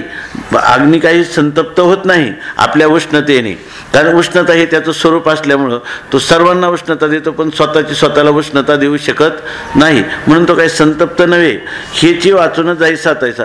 संतप्त न होता तो कसा आहे, जसा आहे तसा आहे. किंवा न शिवता दर्पण मुख प्रेमा असे भोगेविन, भोग्य भोक्तृत्व विहीन मुख प्रेमा असे. किंवा दुसरं एक उदाहरण देतात की दर्पणाला स्पर्श न करता आपलं मुख जे आहे ते मुखाचं त्या मुखाने मुखाचा प्रेमाने होणारा भोग हा भोगेविना असे. म्हणजे दर्पणाचा स्पर्श न करता आपल्या मुखाने घेणारं प्रेमपूर्वक जो भोग म्हणजे त्या मुखाचं होणारं जे ज्ञान ना ते भोगेविन. त्याच्या ठिकाणी भोग न घेता देखील त्या मुखाचा मुखाने घेतलेला भोग आहेच आहे. आरसाला न स्पर्श करता न शिवता तिथं काय भोग्य भोक्तृत्व विन मुख प्रेमा असे. आपल्याला भोग्य आणि भोक्तृत्व ह्या दोघांनी विवर्जित, म्हणजे त्या ठिकाणी भोक्तृत्व भाव नाही आणि भोग्य भावही नाही आणि भोग्य भोक्तृत्व भाव विवर्जित असं मुखाचं प्रेम मुखाच्या ठिकाणी आहेच. म्हणजे मुखाचं मुख स्वरूपाने ग्रीवास्त मुखाचं मुख स्वरूपाने असणं हेच त्या मुखाचा घेतलेला भोग आहे आरसा नसताना देखील. दर्पणाचे मिशे तोचे प्रेमा स्पष्ट होत असे तरी दर्पण कारण नसे मुख प्रेमेसे. आता काय होतं की ते जे प्रेम आहे ना ते प्रेम कसं आहे तर ते अदृश्य प्रेम आहे किंवा ते काय स्वला किंवा अन्याला अविषय होणारं असं ते मुख आहे किंवा त्या मुखाचं प्रेम आहे. आणि जर दर्पणाचे निमिषे जर आपण आरशाचं निमित्त केलं तर तोच प्रेम काय होतो स्पष्ट होताना दिसतो, म्हणजे अभिव्यक्त होताना दिसतं. तरी दर्पण कारण नसे मुख प्रेमेचे. तरी सुद्धा दर्पण हे काही कारण नाही. मुखाच्या ठिकाणी जरी दर्पणामुळं प्रेमाचा भोग स्पष्ट होताना दिसला विशेष रूपाने तरी सुद्धा मूळ असणाऱ्या मुखाच्या प्रेमाला काही दर्पण हा कारण नाही. कारण मुखाचं आरसा नसला तरी मुखाच्या ठिकाणी प्रेम आहेच आहे. म्हणजे त्याचं प्रेमाने म्हणजे तितक्याच रीतीनं निस्संदेह रीतीनं ते मुखाच्या ठिकाणी मुखाला विषय करत असतंच. म्हणजे दर्पणासारखं स्पष्ट रूपाने नसलं तरी त्या ठिकाणी विषयी भाव विवर्जित मुखाच्या ठिकाणी आहे असा आपला निश्चय असतोच. म्हणून त्या ठिकाणी दर्पण काही त्याला कारण झाला नाही, ते मुखाच्याच ठिकाणी आहे. त्याचं स्वरूपाने असणं जे आहे ते कसं आहे अबाधित आहे.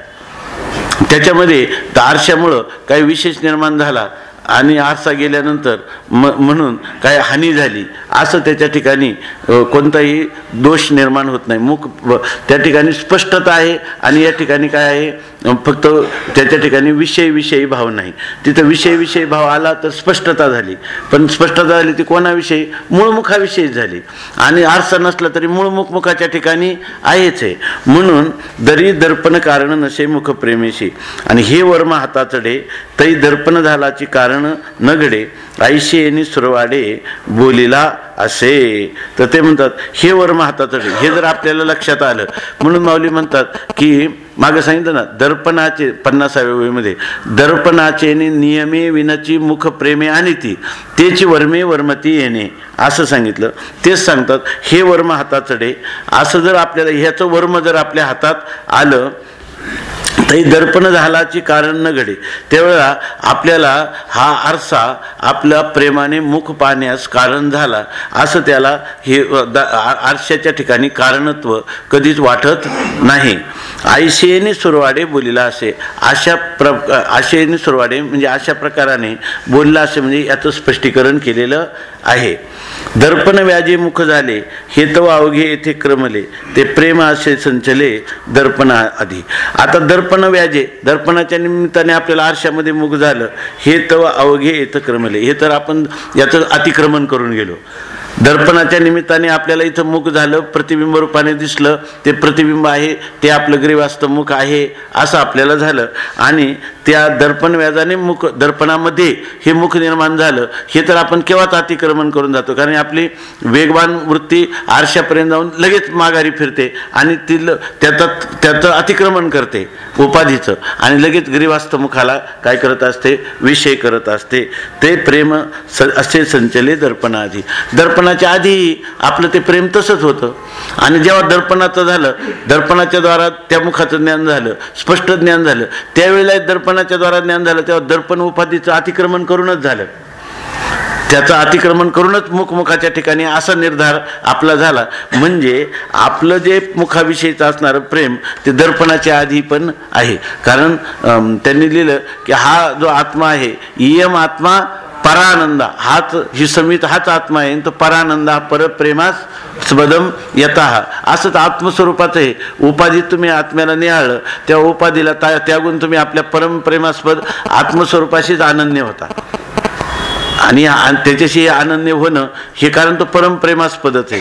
पण परमप्रेमास्पदाचा वृत्तीद्वारा विषय न करता देखील तो आत्म्याच्या ठिकाणी आनंद रूपाने आहेच आहे. परमप्रीतीचा विषय ज्याला तुम्ही उपाधीद्वारा केला, तर उपाधीवरतीचंही तो परमप्रीती स्वरूप आहेच आहे. जरी दर्पण मिशे झाले तरी दर्पण व्याज क्रमले, तेव्हा वर्म सापडले संचलेपणाचे.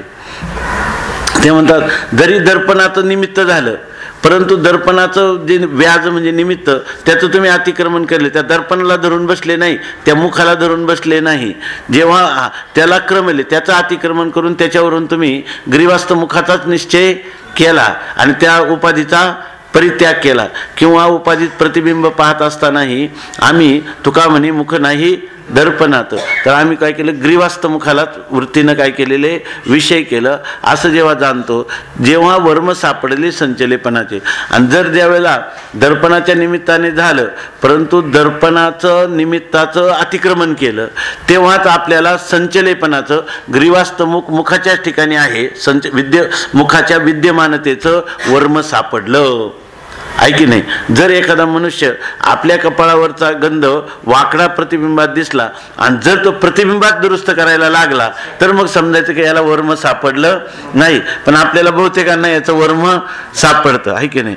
मुख प्रेमेशी प्रसवले की प्रेमेशी मुख आवडले, हे वर्म जरी जाणितले तई प्रेमेशी प्रेमा. काय त्यांनी लिहिले, आपल्याला काय त्याचं स्पष्टीकरण करणं अवघड आहे, पण त्यांचे शब्द मात्र इतके तंतोतंत योजलेले की मुख प्रेमेशी ते जे मुख आहे, त्या मुखाने त्या प्रेमाला जन्म दिला, आरसा उपाधी आल्यामुळं, बरोबर ना. मग तुम्हाला ते प्रेम वाढलं, बरोबर ना. त्या मुखाने प्रेमाला जन्म दिला का प्रेमेशी मुख आवडले, बरोबर ना.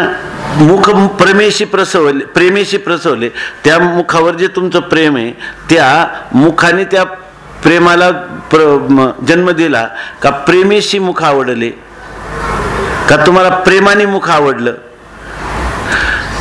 प्रेमाने मुख आवडलं का मुखाने प्रेमाला जन्म दिला. चांगलं बघा, हे वर्म जरी जाणितले तरी प्रेमेशी प्रेमा. इथं काय झालं,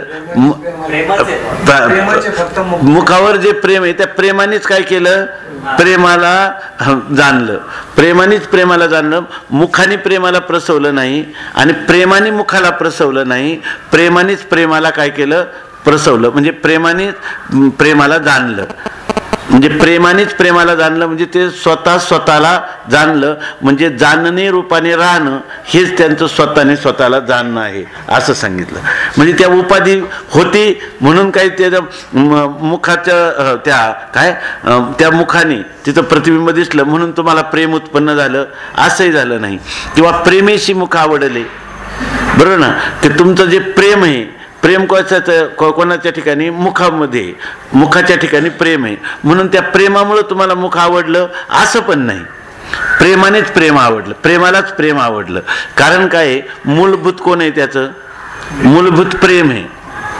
प्रेमाच्या ठिकाणी इथं जो प्रतिबिंब उपाधी आहे तसंच बिंबरूप सुद्धा काय आहे, प्रतिबिंब सापेक्ष असणारं जे मुख आहे ते सुद्धा काय आहे, उपाधीच आहे.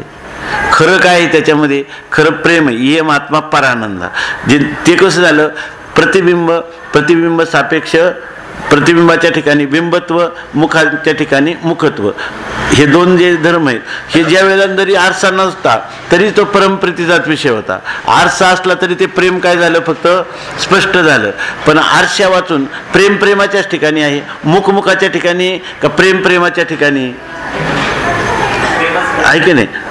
ते जे चैतन्य आहे ते चैतन्याच्याच ठिकाणी, म्हणून त्या ठिकाणी प्रेमानेच प्रेमाला जाणलं असा व्यवहार घडला. मुखाने प्रेमाला प्रसवलं नाही आणि प्रेमाने मुखाला काय केलं नाही, प्रसवलं नाही. प्रेमानेही मुखाला प्रसवलं नाही किंवा प्रेमामुळं मुखाला आवडलं असं पण नाही, तर प्रेमच प्रेमाला आवडलं. म्हणजे निरतिशय प्रेम जे आहे ते निरतिशय प्रेम कोणाच्या ठिकाणी, आत्म्याच्याच ठिकाणी. म्हणून त्यामुळं हा व्यवहार झाला काय, आणि हा व्यवहार झाला नाही तरी सुद्धा जे परम प्रेमास्पद असं जे आत्मतत्व आहे ते आत्मतत्वाच्याच ठिकाणी. आणि ज्या वेळेला तुम्हाला आवडलं, स्पष्ट व्यवहार झाला, तेव्हा या आत्मतत्वालाच आत्मतत्व आवडलं. आणि ज्या वेळेला ह्या व्यवहाराचं तुम्ही अतिक्रमण केलं तेव्हा हे आत्मा काय प्रेमरूप असणारा आत्माच आत्म्याला आवडला. म्हणून प्रेमाने आवडला म्हणजे प्रेमानेच प्रेमाला जाणलं.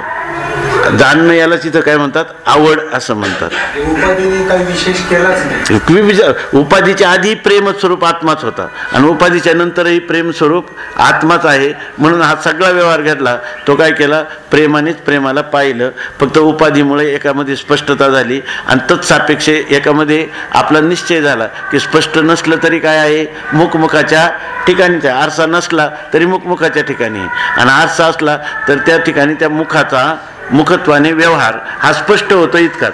पण आरसा असो किंवा नसो तरी मी माझ्या मुखाच्याच ठिकाणी आहे, मी माझ्याच ठिकाणी आहे की नाही. आवडीनं जरी आम्हाला व्यवहार करताना दिसला किंवा व्यवहार करण्याचं माध्यम उपाधी नसलं तरी आमची आवड जी जशी आहे तशीच आहे. तरी हे काय स्पष्टीकरण आपल्याला असं विशेष त्याचं करता आलं नाही, पण साधारणपणे असं त्याचा भाव दिसतो. मुख प्रेमेशी प्रसवले की प्रेमेशी मुख आवडले, हे वर्मजई जाणितले तै प्रेमेशी प्रेमा. किंवा पेरणी विन पिक पिकलेचे असे जाण, ते जरी पाहिजे जाण तरी मुडाचे असे. आता आपण अगोदर चिंतन केलेलं आहे, पेरणी करण्याच्या अगोदर ते पिकच पिकलेलं आहे का नाही. पेरणी करण्याच्या अगोदर पीक पिकलेलंच आहे की नाही. ते जरी पाहिजे जाणं तरी मुडाचे असे. ते जर तुम्हाला पाहायचं झालं पेरणीच्या अगोदर पीक कुठे, तर मुड्यात जाऊन पहा, नाही का नाही. त्या कणगीमध्ये साठवलेलं तुम्ही पहा. जे पेरणी आधीचे असे, पेरणी जेणे प्रकाशे, पेरणी दोषे फळत्वा न ए पै. तर ते म्हणतात जे पेरणीच्या अगोदरच काय आहे, जे पेरणी आधीचे असे, जे म्हणजे मुळामध्ये असणारे जे बीज आहे ते पेरणीच्या अगोदर आहे का नाही. आणि पेरणी जेणे प्रकाशे, आणि ते जर आधी असलं तर पेरणीचं सुद्धा प्रकाशन कोण करतं, ते बीज. म्हणजे तेच जर बीज अगोदर असलं तेच पेरलं तर उगवतं. पेरणी दोषे फळत्वा न ये पै. पण जर पेरणीमध्ये दोष झाला तर ते फळत्वाला येत नाही. मुडावणी बीज काढिले ते निर्वाळले भूमी पेरिले, ते सांडी विखुरी गेले म्हणून हे काही असं आहे. एवं पेरणी दोष फळत्वा न ये पै.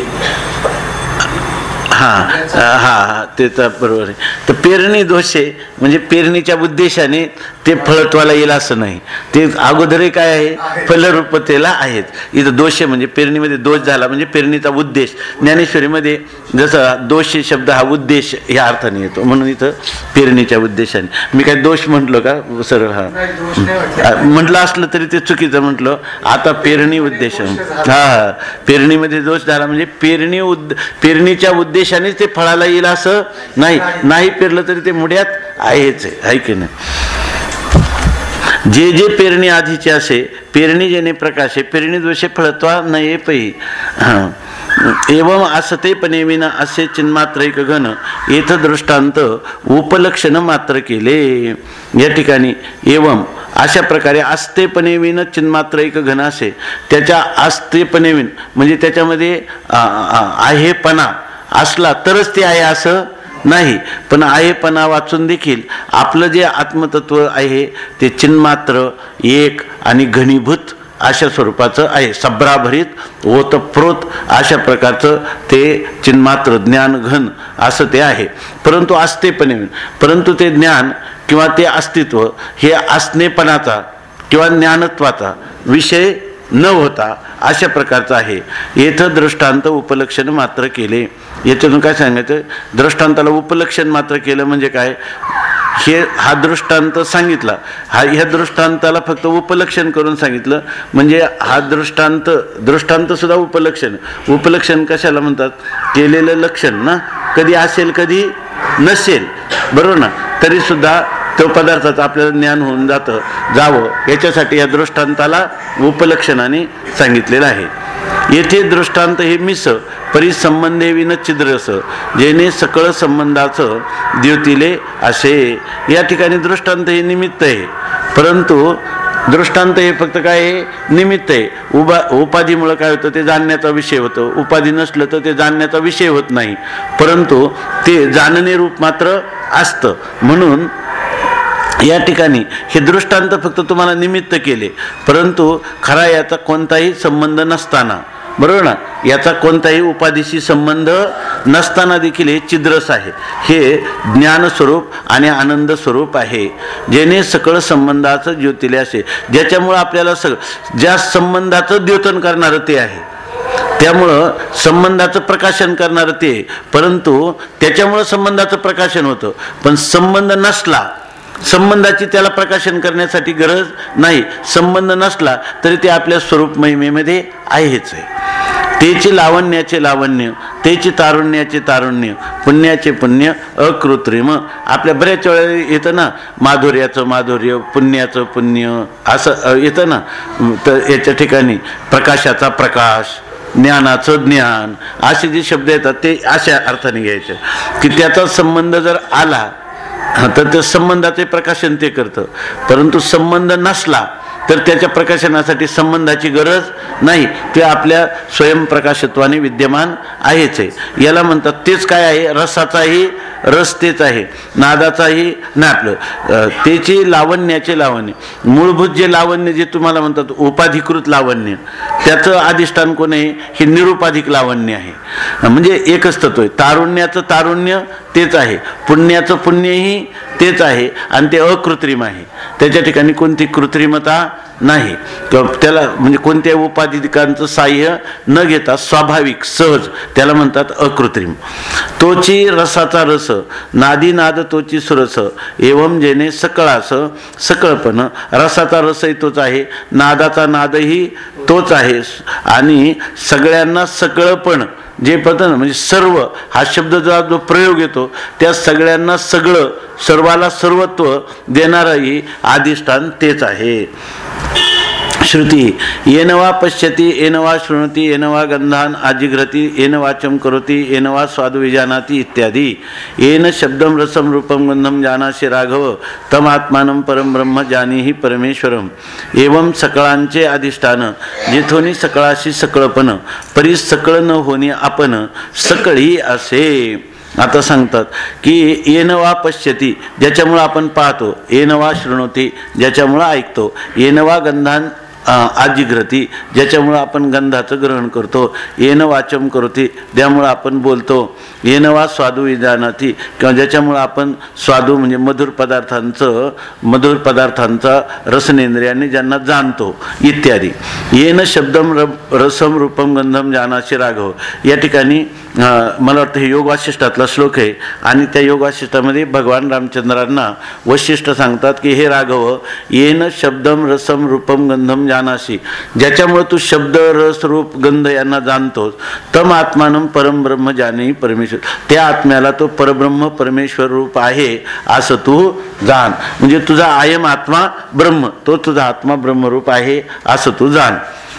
एवम सकळाचे अधिष्ठान, अशा प्रकाराने सर्वांचा अधिष्ठान असणारा, जिथूनही सकळाशी सकळपण, जिथून सगळ्या कलांना कलात्व ज्यापासून प्राप्त होतं, परी सकळ न होणे आपण, जिथून सगळ्यांना सगळं प्राप्त होतं पण हा काय सगळा होत नाही. म्हणजे हा उपाधी स्वरूपाला स्वतः कधीच प्राप्त होत नाही, पण तोचीच आपणच सकळी असे. उपाधीला कधीच प्राप्त होत नाही, पण प्राप्त न होता देखील सगळ्या उपाधीमध्ये अधिष्ठान रूपाने त्याचीच व्याप्ती असते, असा तो आहे. जेथे सकळी सकळत्व नसे, आयशेही तेचे असे, सकळ सकळत्व दिसे तरी एकोची अंश. जेथे सकळी सकळत्व नसे, ज्या ठिकाणी सगळ्याच्या ठिकाणी म्हणजे सकल पदार्थाच्या सगळ्या कलासहित ना, पदार्थांच्या ठिकाणी सकळत्व सगळं कलासहितत्व नसं, आयशेही तेचे असे. असं जिथं कोणतंही कलाच्या ठिकाणी कलात्व नाही असं जे आहे तेही तेच आहे. आणि सकळ सकळत्व दिसे आणि सगळ्याच्या ठिकाणी सकलत्व दिसत असेल तरी एकच अंश, तरी त्याचा एकच अंश आहे. म्हणजे त्याच्या सत्तेनेच ते सगळे सत्तावान होतात, बरोबर ना. आणि त्या सगळ्या सत्तेने सत्तावान होणाऱ्या पदार्थाचा अभाव असला तरी तो सकळच आहे. म्हणून ते म्हणतात ओम पूर्णमदः पूर्णमिदम, तरी एकच अंश. सकळी सकळत्व दिसे तरी एकच अंश, तरी त्याचं एकच अंश म्हणजे एकच स्वरूप राहतं. सगळ्यांमध्ये सगळ्या रूपाने दिसला तरी त्याचं स्वरूप जसं आहे तसंच आहे. आणि जर सगळ्यांमध्ये तो कधीच सकल भावाला प्राप्त नाही झाला आणि आपल्या महिमेमध्ये असला तरी तो तसाच आहे. एकांश नसती तो जगत, किंवा इथं तरी एकोचे अंश. एकोचे अंश म्हणजे याचा अर्थ असा घेईल, परमात्म्याच्या एका अंशावरच ही माया वगैरे सगळं राहतात. तर काय त्याला म्हणतो तत्सृष्ट्वा तदेवानु प्राविशत. आणि दुसरी गोष्ट की दुसरं येते पुरुषोक्तामधलं, स्वभूमी विश्वतो वृत्वा आत्यतिष्ठत दशांगुलम. एकांशे नसती, माझ्या एका अंशावरच हे सगळं जगत आहे. इति भगवद्वचनम, असं भगवंताचं वचन आहे. एवम संबंधेविन, असे पूर्णचित घन, विशेष आणि सामान्य दोयेशे अगाध. असा संबंध एवम संबंधेविन, त्याचा कोणाशी संबंध तर होत नाही तो, आणि संबंध न होता म्हणजे उपाधीशी संबंध न होता हा परिपूर्ण आणि चिद्घन रूपाने आहे. आणि विशेष आणि सामान्य या दोन्हीवरून तो अगाध म्हणजे अतीत आहे. म्हणजे विशेष आणि सामान्य दोह नातळे चैतन्य असा तो आहे. तयाचा भोगू त्याशीच असे, तेथे धर्मित्वची नसे, परंतु स्वस्वरूपी न स्पर्शे विलोप कधी. तयाचा भोगू त्याशीच असे, असं जे सामान्य आणि विशेषाला दोन्हींनाही ज्यांचा स्पर्श झाला नाही असं जे चैतन्य आहे, त्या चैतन्याचा भोग कोण घेतं? ते चैतन्यच त्या चैतन्याचा भोग घेतं. ते चैतन्याचा भोग घेतं म्हणल्यावर एक चैतन्य झालं धर्मी आणि एक चैतन्य झालं धर्म. परंतु धर्मित्वाची नसे, परंतु त्या ठिकाणी धर्मी भावा वाचून ते चैतन्य आपलाच भोग आपण घेत आहे. परंतु स्वस्वरूपी न स्पर्शे विलोप कधी, परंतु आपल्या स्वस्वरूपाचा विलोप नाही द्रष्टो द्रष्टे विपरिलोपो विद्यते. त्या आपल्या स्वस्वरूपाचा लोप नाश मात्र कधीही होत नाही. कधी कधी त्याचा भोग तोच घेतो, त्याच्या ठिकाणी धर्मी भाव नाही, बरोबर ना. परंतु धर्मधर्मी भाव जरी नसला तरी त्याच्या ठिकाणी कधी ज्ञान आहे तर कधी त्याला अज्ञान आहे. असा त्याच्या द्रष्ट्याच्या दृष्टीचा लोप म्हणजे ज्ञात्याच्या ज्ञानाचा किंवा प्रमात्याच्या ज्ञानाचा, बरोबर ना, स्वरूपाचा प्रमात्याच्या स्वरूपाचा कधीही लोप होत नाही. स्वविलासे विलासमान, परंतु न चुके जेथीचे एकपण. चिद्विलास परिपूर्ण हेलावत असे. आता म्हणतात स्वविलासे विलासमान, त्याच्या स्वतःच्या विलासाने तो काय आहे, विलसत आहे. त्याच्या स्वतःच्या विलासाने म्हणजे स्वतःच्या विलासाचा विलास म्हणजे काय, पूर्वरूपम अपरित्यज्य अन्यथा काय अवस्थांतर भानम, या रूपाने तो स्वतःच काय आहे, विलसत आहे. म्हणजे स्वतःच्या स्वरूपाचा तर परित्याग सच्चिदानंद घनत्वाचा होत नाही. आणि या ठिकाणी तुम्हाला सगळं नामरूपाची प्रतीती येते. आणि ही नामरूपाच्या प्रतीतीचं मूळ अधिष्ठाना वाचून त्याला स्वतंत्र सत्ता आणि स्फुरण नाही हेच म्हणायचं. त्याचा त्या अधिष्ठानाचाच हा संपूर्ण नामरूपात्मक विलास आहे. म्हणून स्वविलासे विलास मानू, परंतु न चुके जेथेचे एकपण, परंतु त्याच्या एकपणामध्ये मात्र कोणताही बिघाड होत नाही आणि अनेक भावाला प्राप्त होतो. हा सगळा चिद्विलासच आहे की नाही, सर्व चिद्विलास आहे. परंतु चिद्विलास परिपूर्ण हेलावत असेल. त्या एकपण हा जो चिद्विलास आहे तो चिद्विलास म्हणजे काय आहे, परिपूर्ण हेलावत असेल. परिपूर्ण वाथांग असणाऱ्या सागरात जशा लाटा आहे तसा हा निरपेक्ष व्यापक असणाऱ्या हा जो आनंद घन चिद्घन सद्घन असं जे चैतन्य आहे त्या चैतन्य घनाच्या लाटा आहेत. हे नामरूप किंवा हे तुम्हाला भासमान होणारं किंवा उपाधी, बरोबर ना, ह्या समष्टी उपाधीच्या द्वारा जे तुम्हाला प्रत्ययाला येतं हे ते काय आहे, हा सर्व त्या चैतन्याचा विलास आहे, चिद्विलास आहे. असा चिद्विलास म्हटलं तर काय हरकत नाही ना. आता हे जे लोक म्हणतात माया न मानता होणारा चिद्विलास, असं याचं प्रतिपादन आहे का इथं? हे मग आता मग हा तर मायेचाच विलास म्हणायचा. चिद्विलास कशाला म्हणायचं? चिद्विलास म्हणणं चांगलं आहे का मायाविलास म्हणणं चांगलं आहे? मायाविलास म्हणण्यापेक्षा चिद्विलास म्हणणं काय आहे, चांगलं आहे. एवढंच. आम्हाला चिद्विलास सांगण्यात तात्पर्य नाही. आम्ही चितला चित म्हणायला तयार नाही तर चिद्विलास म्हणू काय? आणि चिद्विलास म्हणायची आम्हाला लज्जा वाटते तर आम्ही मायाविलास म्हणू का, की जे माया कधी झालीच नाही. अविद्या येणे नावे आणि मे विद्यमानाची नवे स्वभावे, हे बरोबर ना. हे अविद्याची सोय का दुसरा शब्द आहे तिचं, अविद्याच आहे ना. हा, अविद्या येणे नावे मी विद्यमानाचे नव्हे, हे आयुष्य अविद्याचे स्वभावे सांगत असे. आता ते त्या अविद्येचा विलास म्हणणं बरं वाटेल का चित्तचा विलास म्हणणं बरं वाटेल, आहे की नाही? जी वस्तू अस्तित्वात नाही तिचा विलास सांगावा का जे अधिष्ठान रूपाने आहे त्याचा विलास सांगावा? आहे का? विलास सांगूच नाही, पण सांगायचा झाला तर चित्तचा विलास म्हणावा, आहे की नाही? चिद्विलास. हा, नाही चिद्वा, आम्ही त्या चिदला चित सुद्धा म्हणायला नाही. तर हा चिद्विलास नाही, हा चिदवाद आहे. मायावादापेक्षा हा काय आहे, चिदवाद आहे. पण आम्हाला चिदवाद सांगायचा का मायावाद सांगायचा आहे? आम्हाला चित सांगायचे. तुम्ही ज्याला विलास म्हणता त्याला आम्ही काय म्हणतो, चित म्हणतो. खरं तर असं आहे, तुम्ही ज्याला विलास म्हणता त्याला आम्ही काय म्हणतो, का चितच आहे ते खरं. पण तुमची दृष्टी तेवढी स्थूल आहे म्हणून ती झाली नाही, म्हणून आम्ही चिद्विलास शब्द वापरतो. नंतर आम्ही तुम्हाला सांगू की अचितचा सापेक्ष असणारं चित जे आहे ना ते सुद्धा त्याला विषय होत नाही. हे सच्चिदानंद पद त्रयामध्ये चाललेलं चिंतन आहे. त्यामुळे तिथं अचित नाही तर चित कुठे आहे की नाही? हा, चिद अचितच्या अतीत असणारं जे ते आम्हाला सांगायचे, ते अवाच्य अव्यवहार्य आहे. परंतु तुमची बुद्धी तेवढी सूक्ष्म होत नाही म्हणून आम्हाला ह्या शब्दाचे प्रयोग करावे लागले. न सोनीची असे ना असोनीची नसे, पण असं पण आहे.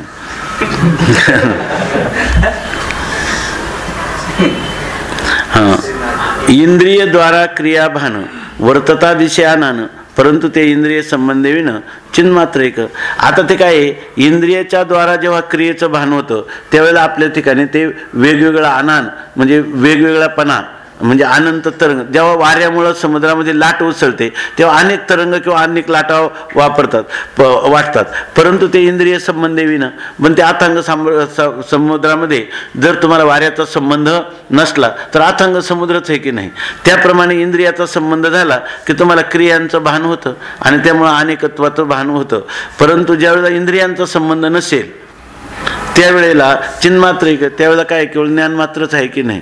म्हणून जेणे रसाचे स्वादन. बरं जाऊ द्या, मग तुम्ही म्हणाल पण तेवढं मग इंद्रिय संबंधाचा तर आम्ही काय केला पाहिजे, त्याग केला पाहिजे तर आम्हाला चिन्मात्र घनाची प्रतीती येईल, असंही नाही. ज्या वेळेला झालं तेव्हा पाणीच पाणी आहे, तरंगच आहे. ते फक्त काय वाचारंभन आहे, तरंग पाणी हेच काय आहे, मुख्य आहे. घट हे काय आहे, वाचारंभन आहे. आणि मृत्तिका ही काय आहे, सत्य आहे.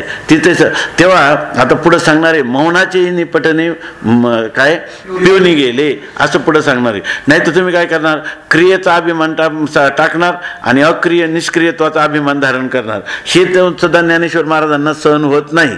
अमृतानुभव हा काय अमृतानुभव होणार नाही. इंद्रियांचा संबंधाचा परित्याग केला की चिन्मात्र एक तत्व आहे म्हणून आम्ही नेहमी निर्वृत्तिक स्थितीमध्ये राहू. तर हे तुमचं काय झालं, मौन झालं. ते मौन झालं म्हणजे हे क्रियेचं राहिलेलं काय आहे. जसे एखाद्या ताटात आपण त्यांनी सांगितलं की ताटात दूध घेतलं आपण आणि त्या कटोरीमधलं दूध आपण पिलं तर साई कुठेतरी चिकटून राहते.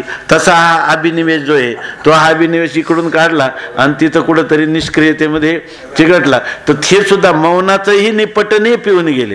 अवशिष्ट राहिलेलं मौन सुद्धा नाही. म्हणजे तिथं मौनही नाही आणि अमौन पण नाही. अमौन नाही म्हणजे मौन आहे असं नाही. मौनंच अमौनंच त्यांनी लिहिले की बाल्य पांडित्यम निर्विद्यात बाल्येन तिष्ठात. त्यांनी सांगितलं पांडित्याचा त्याग करावा. अगोदर जे एवढं केलंय आणि बालभावात राहावं. नंतर पुढे सांगितलं बाल्यमच पांडित्यम निर्विद्यम ना, बाल्याचा आणि पांडित्याचा देखील त्याग करा. आणि कशाने राहावं की मौनेन तिष्ठात, मौनात राहावं. नंतर मौनमच्या अमौनंच्या मुनी असं पुन्हा काही उपनिषदामध्ये की नंतर मौनाचाही त्याग करावा आणि अमौनाचाही त्याग करावा. मौन राहावं ना, नंतर मौन आणि अमौन यांचा त्याग केला की मग तो खरा मुनी. बरोबर ना, तो खरा मुनी आहे. म्हणून आपण त्याचाही त्याग झाला पाहिजे. म्हणून माऊलीने ही आपल्याला जाणीव करून दिली. हे खरं ज्ञान आहे का मौनाचे निपटणे पिऊनी गेले. आता यावरी जे बोलणे ते येणे बोले शहाणे. आता याच्यानंतर बोलायचं ना, आतापर्यंत जे बोललं या बोलण्याने ते बोलणं शहाणं झालं पाहिजे. इतकं शहाणं झालं पाहिजे का बोलणं टाकलं नाही, नुसतं बोलणं टाकून झालं तर ते शहाणं झालं नाही. त्यांनी मौनाला जर टाकून दिलं तर ते खरं शहाणं झालं आहे की नाही. मौनाचेही निपटणे पिऊनी गेले असं. मौनाचा जर काय अभिनिवेश असेल का, आत्मस्वरूपाच्या ठिकाणी बोलणं नाही, आत्मस्वरूपाच्या ठिकाणी मौन तरी कुठे आहे की नाही. बोलण्याचा अभाव याला मौन म्हणतात. ते बोलणं आणि आबोलणं दोन्ही त्याच्या ठिकाणी नाही. म्हणून आपण काल कोण म्हणलं ना, तुम्ही कोण बोल आबोलवणे मरोनिया जिने आणि आसोनी नसणे जनी आम्हा भोगी त्याग झाला संगीचं असंग तोडियेले लाग माग दोन्ही. तुका म्हणे नव्हे दिसतो मी तैसा. मौनामध्ये येत का नाही, अमौनामध्ये का नाही. तुम्ही म्हणा नाही पण मौनात बोले मौन ते आमचं स्वरूप नाही. जे जे होय ते न बोलवे, होय ते न बोलवे आणि बोले जे जे बोली जे ते नव्हे असं जे स्वरूपाची जाण आहे ही खरी काय आहे, जाण आहे की नाही याच्या. म्हणून मौनाचेही निपटणे पिऊनी गेले. आता काय तुका म्हणे नव्हे दिसतो मी तैसा आणि पुसाल ते पुसा पांडुरंग, पुसणे ते पुसा पांडुरंगा. तुका म्हणे नव्हे दिसतो मी तैसा आणि पुसणे ते पुसा पांडुरंगा.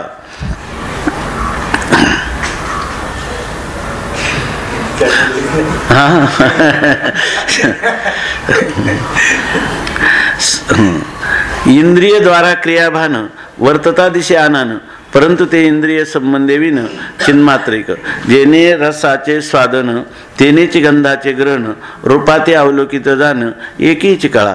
ज्याच्यामुळं रसाचं स्वादन आहे, ज्याच्यामुळं गंधाचं ग्रहण आहे, ज्याच्यामुळं रूपाचं अवलोकन आहे ती एकीची कळा. ते एकाच कलेवर आहे म्हणजे एकाच अधिष्ठानावर आहे. ती कळा एकच आहे, एकच अधिष्ठान आहे. तेची शब्दा ते शब्दवित तेथेची स्पर्शही उमटत एवं विभागे न पावत न पवत विभागाते. शब्दाला शब्दांकित करणारही तेच आहे बरोबर ना. स्पर्शाला स्पर्शयुक्त करणारही तेच आहे. आणि त्याच्यामध्ये किती विभाग झाला तरी त्याच्या मूळ स्वरूपात तत्वतः विभाग कधीच होत नाही. उपाधीमुळे किती विभाग होताना दिसला तरी सुद्धा ती उपाधी ही काय कधीही त्यात हा उपाधी जो आहे तो कधीही त्यात आपल्या स्वस्वरूपाला विभाग करण्याला समर्थ होत नाही. कारण त्याचं पहिलंच तत्व आहे आयशी ए निरुपाधिके. दोन्ही उपाधीचा भाग हा त्या उपहिताला कधीही त्या ठिकाणी काय विभाग किंवा परिच्छिन्न करण्याचं सामर्थ्य त्याच्या ठिकाणी नाही. एवं विभागेन पवत विभागाते, म्हणजे याच्यात विभाग दिसणार नाही का, किती दिसू द्या, परंतु विभाग होणार आहे का, विभाग कधीच होणार नाही. विभागाची प्रतीती येणार नाही का, विभाग होत नाही, प्रतीती येते पण विभाग न होता प्रतीती येते. ऐकून पावता ते तिची खुन तै सगळेची विरे हे भान तेथे शब्द तो जाण किमात्मक.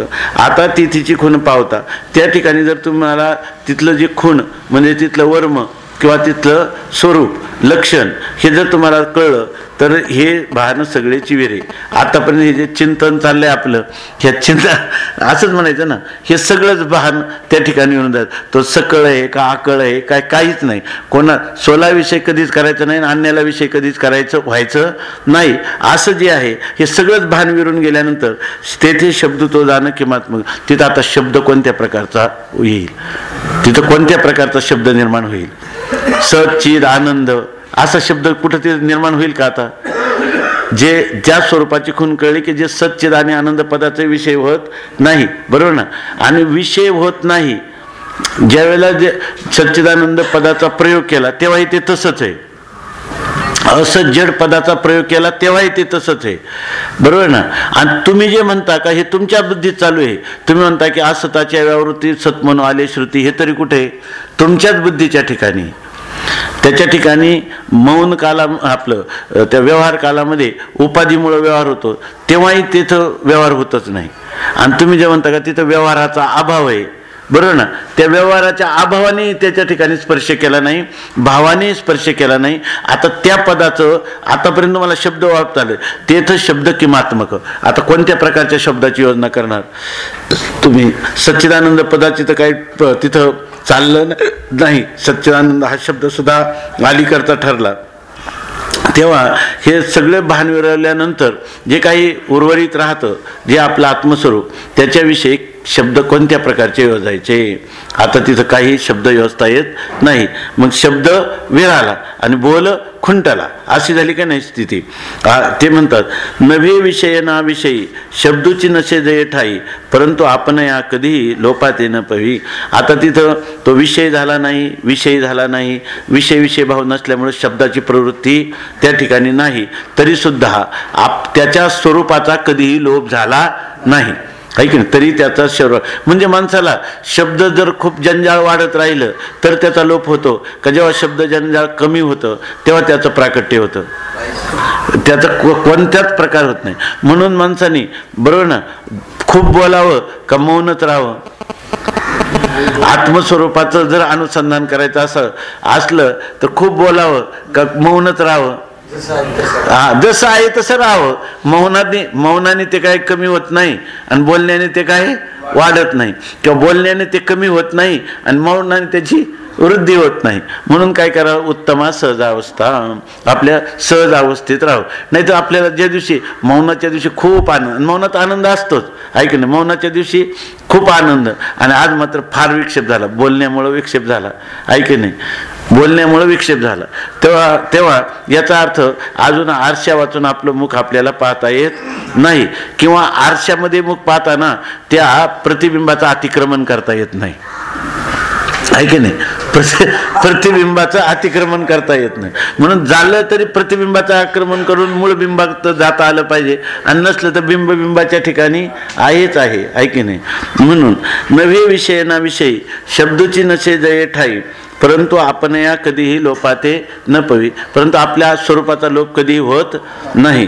तेथे सरला शब्द जाण तरी का पडेल मौन वरी मौनाशी मौन जाणं पडत असे येतं शब्द सरला जाणं. आता शब्द तर सरला, शब्द माघारी फिरला, मग तरी का पडेल मौन, मग मौन होईल का.